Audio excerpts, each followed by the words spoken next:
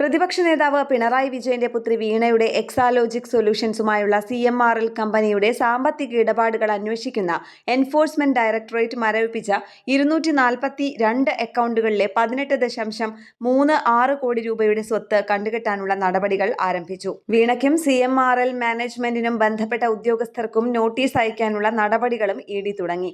മരവിപ്പിച്ച 242 അക്കൗണ്ടുകളിൽ വീണയുടെ 1-2 അക്കൗണ്ടുകൾ മാത്രമാണ് ഉള്ളതെന്നാണ് സൂചന. വീണയ്ക്ക് ഒരു അക്കൗണ്ട് മാത്രമേ ഉള്ളൂ എന്ന് പിണറായി വിജയൻ 2 ദിവസം മുൻപ് മാധ്യമങ്ങളോട് പറഞ്ഞിരുന്നു.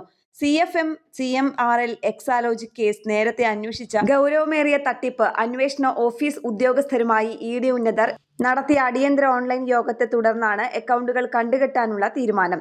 കൊച്ചിയിലെ ED ഡയറക്ടർ രാഹുൽ നവീന്റെ നിർദ്ദേശപ്രകാരമാണ് അടിയന്തര യോഗം ചേർന്നത്. SFIOയുടെ ഇതുവരെയുള്ള കണ്ടെത്തലുകളും കള്ളപ്പണ നിരോധന നിയമം ബാധകമാകുന്ന തെളിവുകളും EDക്ക് കൈമാറാൻ ധാരണയായതാണ് വിവരം. എക്സാലോജിക് ഇടപാടിൽ മാത്രം കേസ് ഒതുങ്ങുന്നില്ലെന്ന സൂചനയാണ് ഇതിൽ നിന്ന് ലഭിക്കുന്നത്. കേസിലെ നിർണായക വ്യക്തികളെ ED ചോദ്യം ചെയ്യുമെന്നും കൂടുതൽ ഡിജിറ്റൽ സാമ്പത്തിക തെളിവുകൾ ശേഖരിക്കാൻ കേന്ദ്രത്തിൽ നിന്ന് നിർദ്ദേശം ലഭിച്ചിട്ടുണ്ടെന്നും അറിയുന്നു. ഇതോടെ അന്വേഷണം CMRL എക്സാലോജിക് ഇടപാടിൽ മാത്രം ഒതുങ്ങില്ലെന്ന് വ്യക്തമായിട്ടുണ്ട്. ന്യൂസ് ഡെസ്ക് കേരള പ്രണാമം.